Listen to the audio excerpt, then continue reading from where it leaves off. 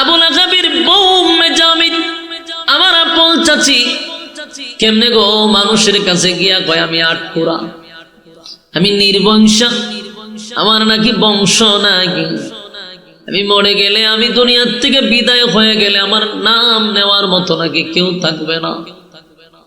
আল্লাহ আমার নিজের মানুষ যদি আমার অপপ্রচার করে, বলো না আমি আপনার দ্বীনের দাওয়াতটা কেমনে দিব? মানুষ আমারে বলবে তোমার নিজের লোক তোমার বিরোধিতা করে।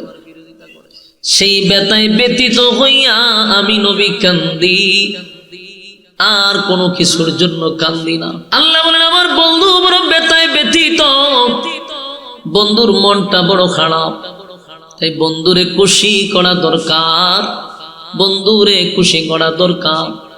তাই আল্লাহ বলেন বন্ধু কান্দেন না। কেন কান্দেন, কেন কান্দেন?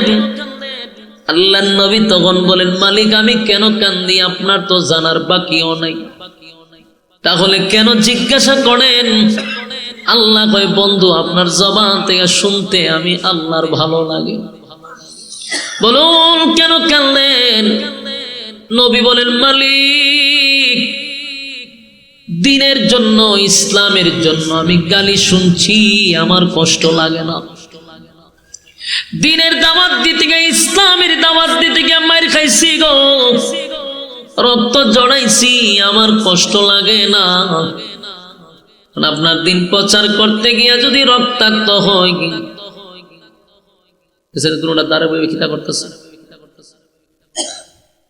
দ্বীনের দাওয়াত দিতে গিয়ে, ইসলাম প্রচার করতে গিয়া যদি রক্তাক্ত হয়েছি, কষ্ট নিছি না, কারণ আপনার দাওয়াত, আপনার দ্বীন আমার প্রচার করা আমার দায়িত্ব, কিন্তু আমি কান্দি না। তায়েফের ময়দানে আমার রক্তাক্ত করছে, আপনি গজবের ফেরেশতা পাঠাইছেন আমি যেন বলি তাদেরকে ধ্বংস করে দেওয়ার জন্য, কিন্তু আমি বলছি না আল্লাহ বরং তাদেরকে আপনি হেদায়েত দিয়া দেন, এরা বুঝে নাই। আমার রক্তাক্ত করছে, কিন্তু আমি বলছি আল্লাহ তারা বোঝে নাই, না বুঝে আমারে আঘাত করছে। কিন্তু আজকে আমি কেন কান্দি? আমার কান্নার কারণ হলো মালিক আপনি জানেন আমার কেউ নাই, আমার মা নাই, বাবা নাই, দাদা নাই, চাচাও নাই, আমার টেগেল দেওয়ার মতো কেউ নাই, আমার আপন বলতে কেউ নেই।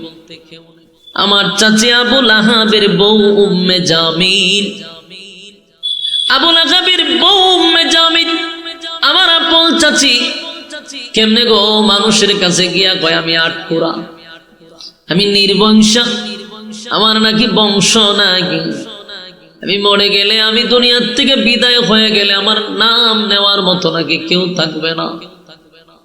আল্লাহ আমার নিজের মানুষ যদি আমার অপপ্রচার করে, বলো না আমি আপনার দ্বীনের দাওয়াতটা কেমনে দিব? মানুষ আমারে বলবে তোমার নিজের লোক তোমার বিরোধিতা করে। সেই ব্যথায় ব্যতীত হইয়া আমি নবী কান্দি, আর কোনো কিছুর জন্য কান্দি না।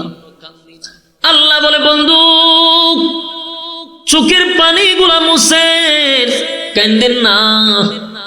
আমি আল্লাহরে যদি কেউ গালি দেয়, আমি আল্লাহ সাথে সাথে কাউরে ধ্বংস করি না। আমি আল্লাহরে কেউ গালি দিলে আমার মন খারাপ করি না, আমি গুসা হই না, আমি রাগ হই না। আমার বান্দা আমারে গালি দেয়, আমারে সকালে গালি দিলে আমি আমার বান্দার জন্য বিকালে খাবার রেডি রাখি। কত মানুষ আমার আল্লাহরে গালি দেয় গো, কত নাস্তিক আমার আল্লাহরে গালি দেয়। বলুন আল্লাহ কি টাড়া ফালায় আমারে? সকালে গালি দিলে বিকালে আমার মালিক তার জন্য খাবার রেডি রাখে। আল্লাহ কয় আমারে গালি দিলেও আমি প্রতিবাদ করি না, প্রতিশোধ নেই না। কিন্তু আমার বন্ধুরে যদি কেউ গালি দেয়, আমি মালিক বরদাস্ত করতে পারি না। আমার বন্ধুরে যদি কেউ গালি দেয়, আমি বরদাস্ত করতে পারি না। আবু লাহাব আপনারে গালি দিছিল, আমি আল্লাহ কিন্তু সূরা লাহাব নাজিল কইরা জবাব দিছি, তাব্বাত ইয়াদা আবি লাহাবি ওয়া তাব্বা। আমি কিন্তু সূরা লাহাব নাজিল করে দাঁত ভাঙ্গা জবাব দিছি গো নবী, আবুল আহাব বলছে আপনি ধ্বংস হয়ে যাওয়ার জন্য আমি আল্লাহ আবুল আহাবরে ধ্বংস করে দিছি, আবুল আহাবের মাল আওলাদ সব ধ্বংস করে দিছি। আবুল আহাবের জন্য জাহান্নামের শিকাময় আগুন রাখছি, যেটা দিয়ে জ্বালাবো। আপনি নবীরে কেউ গালি দিলে আমি আল্লাহ বরদাস্ত করতে পারি না। আপনারে যে মানুষ বলতেছে আপনি আট কোরআন লেস কাটা, আমি আল্লাহর বড় মাইন্ডে লাগছে, আমি আল্লাহ বরদাস্ত করতে পারি নাই গো নবী। আপনার মনে বড় কষ্ট, আমি আপনার একজন দুইজন তিনজন চারজন ছেলে দিছিলাম, চারোটা ছেলে আমি আপনার নিয়ে গেছি, সেই ব্যথায় আপনি ব্যতীত বাবা হিসাবে আপনার আমি কষ্ট দিছি।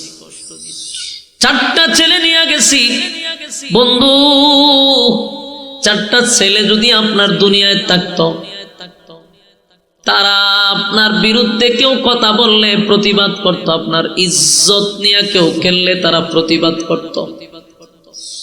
চার ছেলে যদি বেঁচে থাকতো, আপনার সম্মান তারা ধরে রাখার চেষ্টা করত।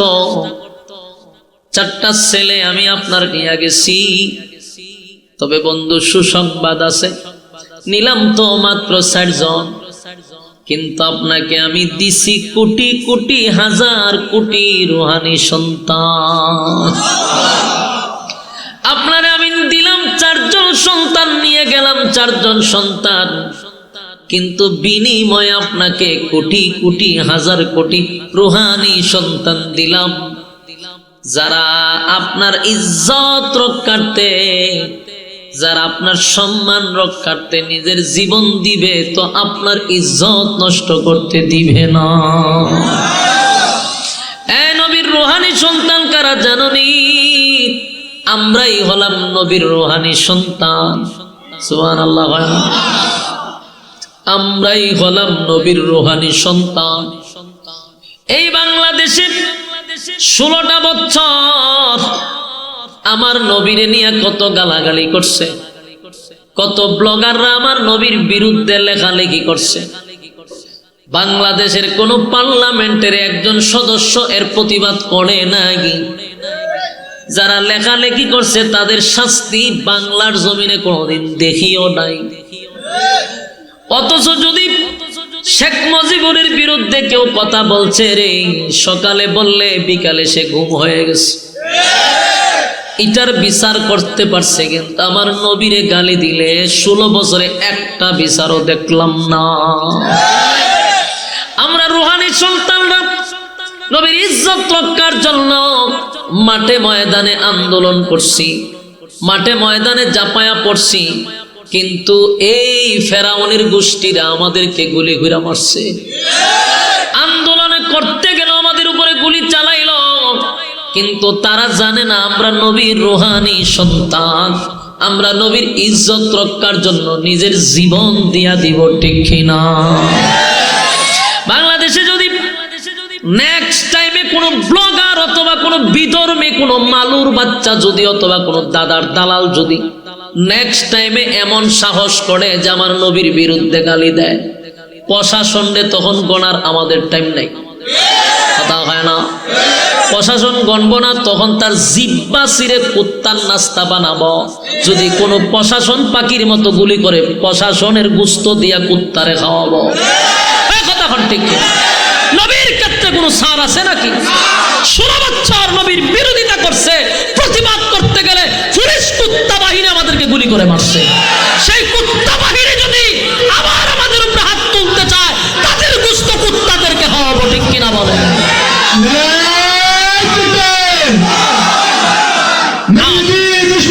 সম্মানিত শুধু আওয়ামী লীগ গুন্ডা বাহিনী এখনো আছে বাংলাদেশে। গুন্ডা বাহিনীদেরকে আমাদের কি শেষ করতে হবে। এই গুন্ডা বাহিনীদেরকে স্পষ্ট বলে দিবেন, তোদের আম্মা নাই, তোরা যার সন্তান, তোদের পরিবার নাই, তোর আম্মা যেখানে গেছে ওইখানে যা। সোনার বাংলাদেশকে নিয়ে যদি কোনো চক্রান্ত করস, তাহলে দাদা বাবুর দেশে গিয়েও শান্তি পাবি না। এদেশের সব মানুষ ঐক্যবদ্ধ হয়ে গেছে। আমাদের ডক্টর ইউনূস সাহেবের নেতৃত্বে বাংলাদেশের সমস্ত দল এক প্ল্যাটফর্মে আসছে শুধু ভারত টেকানোর জন্য। এই দাদা বাবুর নেতৃত্ব বাংলা বাংলাদেশে চলবে না। এদের গোলামি আমরা সহ্য করব না। এতে যদি কোনো কুত্তা লীগ অথবা কোনো পুলিশ লীগ আমাদের কাজে বাধা দেয়, এদের চামড়া দিয়ে ডুগডুগি বাজাবেন, অসুবিধা নেই। 16 বছর বহু করছো, 16টা বছর যা জ্বালানি জ্বালাইছো তোমরা, কোরআনের মঞ্চে আমরা কথা বলতে পারছি না। কথা গেলে এইভাবে না এইভাবে, আমরা ডিরেকশন দিছে এইভাবে না এইভাবে। মাঝে মধ্যে মনে হচ্ছে যে জুতা লইয়া বাইরে শুরু করে দিই, কিন্তু ভিসাতে একটা বয়া ছিল, কারণ কুত্তা বাহিনী, কুত্তা লীগ, পুলিশ লীগ, এই সমস্ত কুত্তা লীগ আর পুলিশ লীগের কারণে আমরা পারছি না কোরআনের সঠিক কথা মঞ্চে বসে বলতে পারছি না। বাধা দিচ্ছে। নেক্সট টাইমে যদি এমন বাধা আসে প্রতিরোধ করতে হবে, ঠিক কিনা বলে?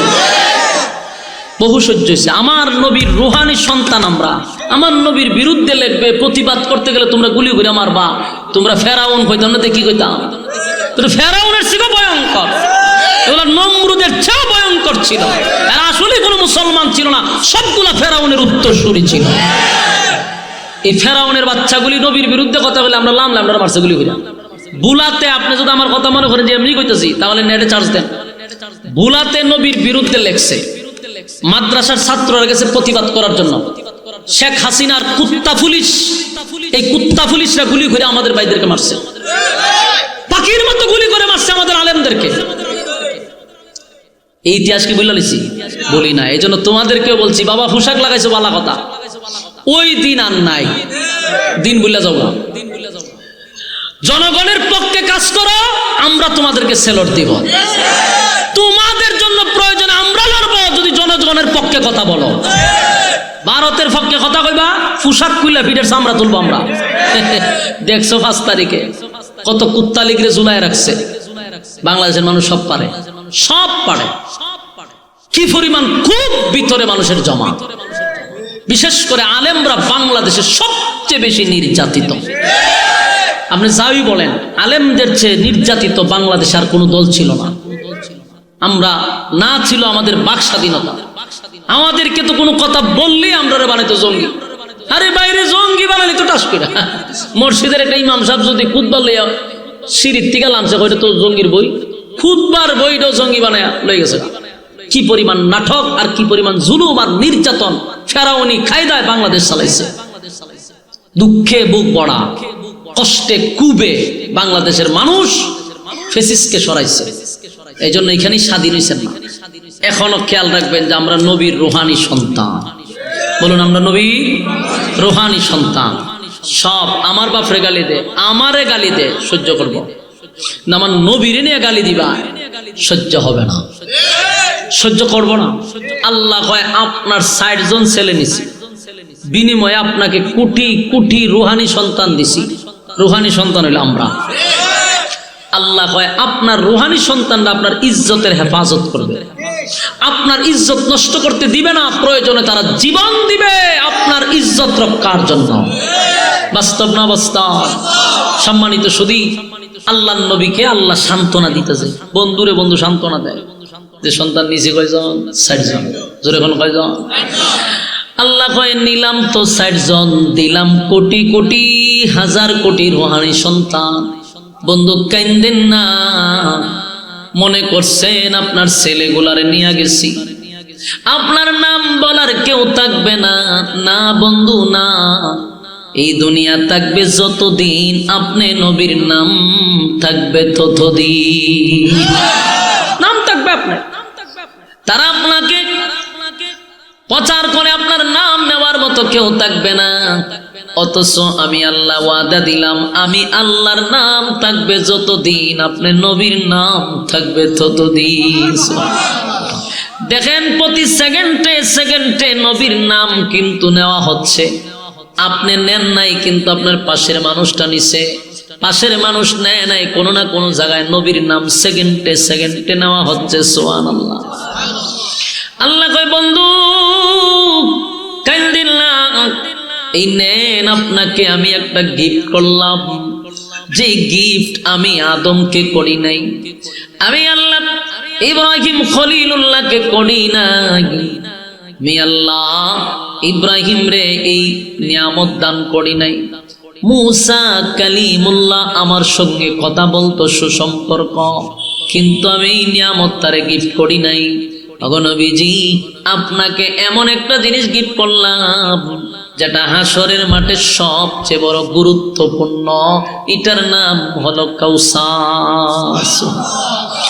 ইন্না আ'তাইনাকাল কাউসার, নিশ্চয়ই আমি আপনাকে কাউসার দান করলাম। এই উড়ান, দুটোটার উড়ান, উড়ান। 3 বার ওয়ার্নিং দিছি, বেয়াদব পোলাটা এটা, বেয়াদব বইয়া এখানে। আপনারা আবার এখানে বইতেছেন, এই পিছনে পড়া, আমার দ্বারা বই ফাইজলামি করতেছে অনেকক্ষণ ধরে। আবার দুটার একখানে বসে, হ্যাঁ তুই কেন দাঁড়া, আরে কয়টা শতান যে রূপে আল্লাহ ভাবতে জানেন। অনেকক্ষণ ধরে এখানে দুটা বই বয়ে খাচ্ছিলাম, আমি বারবার চাই কিন্তু ডরায় না, ডরায় না, যেটা কিয়ামতের আলামত। আগে আমরা ছোট থাকতে বড়রা বুলকিতে চাইলে বইতে দিছি, ডরে, এটা তো কিয়ামতের আলামত। এ চাইলে আরো আসে আর আনন্দ লাগে। তোরা একটা কিয়ামতের আলামত, তুই কিয়ামতের আলামত। এ সামনে বইছে হেজাতে না লড়তে পারে, শয়তান তো চতুর্দিকে ঘুরে এখন বর করতো কার উপরে, এডির উপরে বর করে। এই যে মুভমেন্ট ঘুরাই দিচ্ছে, এখন আমার মনোযোগ নষ্ট করে দিছে, এটা কিন্তু শয়তানের একটা ফায়দা হয়েছে।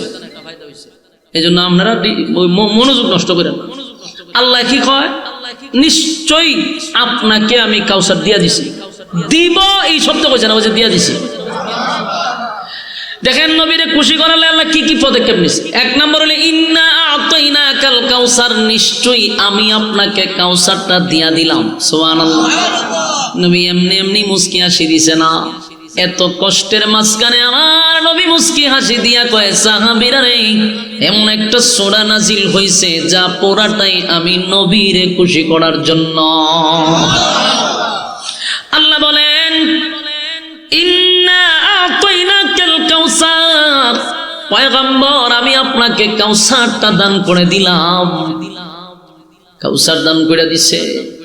এরপর আল্লাহ কয়, ফাসাল্লি লিরাব্বিকা ওয়ানহার। এরপর আল্লাহ বলেন, ফাসাল্লি লিরাব্বিকা ওয়ানহার, আপনার রবের জন্য আপনি সালাত আর কুরবানি দেন। এখানে দুইটা কথা, একটা হলো সালাত আর একটা হলো কুরবানি। আমার প্রশ্ন হলো, কাউসারের সঙ্গে সালাত আর কুরবানির কি সম্পর্ক? তাফসীর কারকরা বুঝাইছেন, কাউসারের পানি যদি পান করতে চাও তাহলে বেনামাজি হইলে পানি পান করতে পারবা না। কোন বেনামাজিকে আল্লাহ পানি পান করবে না। শর্ত হলো নামাজি হতে হবে। আল্লাহ কয়, বিনিময়ে আপনাকে আমি কাউসার দিলাম, আর আপনার রবের জন্য আপনি সালাত আদায় করেন আর কুরবানি দেন। তাহলে সালাত আদায় যারা করবে না, আগের থেকেই সিগন্যাল পাওয়া গেল, পানিও তারা পান করতে পারবে না। এই নামাজ ছাড়া কোন মানুষ হাউজে কাউসারের পানি পান করতে পারবে না। তাহলে আমাদের এই প্যান্ডেলের ভিতরে এরকম রোগে আক্রান্ত আছে না নাই? রোগে আক্রান্ত আসেনি? আমি আপনাদের উদ্দেশ্যে বলবো, হাউজে কাউসারের পানি যদি পান করতে চান, নামাজ ছাড়া বিকল্প কোনো রাস্তা নেই। আল্লাহ বলেন, ক্বালু লাম নাকু মিনাল মুসাল্লিন।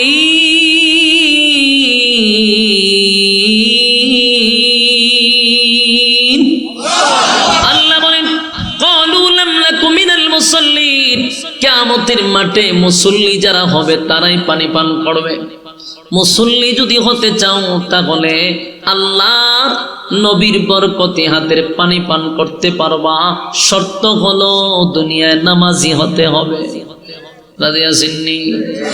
আল্লাহ বলে, বন্ধু আপনাকে আমি কাউসার দান করলাম। জানেননি কাউসার কি জিনিস? এটা সাধারণ কোনো জিনিস না। হাসরের মাঠে সবচেয়ে গুরুত্বপূর্ণ হলো হাউজে কাউসার।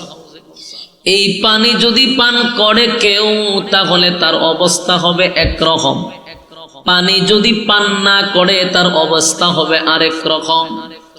এই পানির এত দাম, এত দাম, এত দাম, এত দাম, হাউজে কাউসারের পানির এত দাম। এই পানি যারা পান করবে তাদের কপাল খুলে যাবে। পানি যারা পান করবে না তাদের কপাল পুড়ে যাবে, উপায় নাই, উপায় নাই। কারণ হাসরের মাঠে যখন মানুষ দাঁড়াবে, কলিজা পাটা পিপাসা লইয়া কিন্তু দাঁড়াবে। হায় রে, তামাম পৃথিবীর পানি যদি তার মুখে ঢেলে দেওয়া হয়, পিপাসা নিবারণ হবে না। সেই অবস্থায় যখন দাঁড়াবে, আল্লাহর নবী বলেন, আমার বরকতি হাতের এক পেয়ালা পানি যদি কেউ পান করতে পারে, এই তৃষ্ণা নিবারণ হবে রে। এমন নিবারণ হবে 50,000 বছরের ভিতরেও পানির পিপাসা লাগবে না।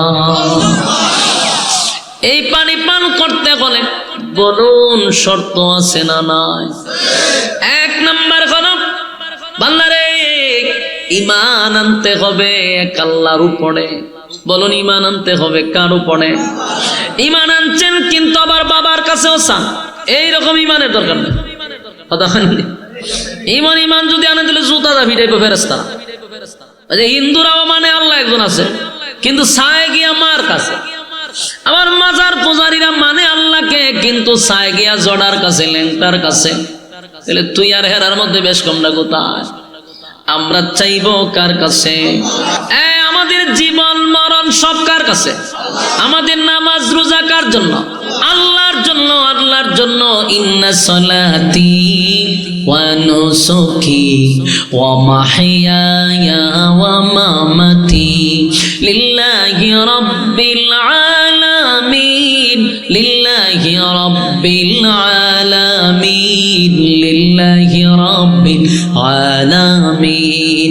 ইন্না সলাতি ওয়া নুসুকি ওয়া মাহইয়ায়া ওয়া মামাতি লিল্লাহি রাব্বিল আলামিন, লিল্লাহি রাব্বিল আলামিন, লিল্লাহি রাব্বিল আলামিন। আমার নামাজ, আমার রোজা, আমার হজ, আমার যাকাত সব কিছু তোমারই জন্য। ইন্না সলাতি ওয়া নুসুকি ওয়া মাহইয়ায়া ওয়া মামাতি লিল্লাহি রাব্বিল আলামিন, লিল্লাহি রাব্বিল আলামিন, লিল্লাহি রাব্বিল আলামিন। বলুন নামাজ কার জন্য? আমার নামাজ, আমার রোজা, আমার হজ, আমার যাকাত, আমার জান, আমার কুরবান সব আমার মালিকের জন্য বরাদ্দ। এই মাথাটা যদি নোয়াইতে হয় কার কাছে নোয়াবো? আল্লাহ ছাড়া কি কারো কাছে মাথা নত করা যাবে? পীরের পায়ে, তারপরে মাজারে বাজারে পাথরে সেজদা দিলে বলুন ঈমান থাকবো? কথা হয় না। শিরিক করো না, বেদাত করো না, আল্লাহ ছাড়া কারো কাছে মাথা নত করো না। শিরিক করো না, বেদাত করো না, আল্লাহ ছাড়া কারো কাছে মাথা নত করো না। শিরিক করো না, বেদাত করো না, আল্লাহ ছাড়া কারো কাছে মাথা নত করো না। পীরের পূজা, ঘোরের পূজা ইসলামেতে নাই, তবু মানুষ আল্লাহ ছাড়া মাথা যেন আয়। ঠিক? পীরের পূজা, ঘোরের পূজা ইসলামেতে নাই, তবু মানুষ আল্লাহ ছাড়া মাথা যেন আয়।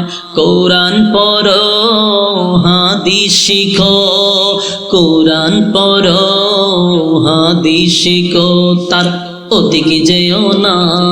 শিরিক করো না, বেদাত করো না, আল্লাহ ছাড়া কারো কাছে মাথা নত করো না। শিরিক করো না, বেদাত করো না, আল্লাহ ছাড়া কারো কাছে মাথা নত করো না। এই তরিকা সেই তরিকা, অভাবে কিছু নাই, রাসূল ছাড়া আর তরিকা মুক্তির উপায় নাই।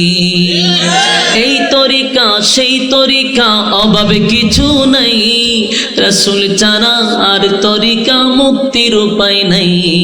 কোরআন শিখো হাদিস বুঝো তার অধিক যেও না শিরিক করো না বেদাত করো না আল্লাহ ছাড়া কারো কাছে মাথা নত করো না আল্লাহ ছাড়া কারো কাছে মাথা নত করো না পীরের পূজা ঘরের পূজা ইসলামেতে নাই তবু মানুষ আল্লাহ ছাড়া মাথা যেন আয় পীরের পূজা ঘরের পূজা ইসলামেতে নাই তবু মানুষ আল্লাহ ছাড়া মাথা যেন আয় হাদিস শিখো কোরআন পড়ো তার অধিক যেও না শিরিক করো না বেদাত করো না আল্লাহ ছাড়া কারো কাছে মাথা নত করো না ঠিক নেই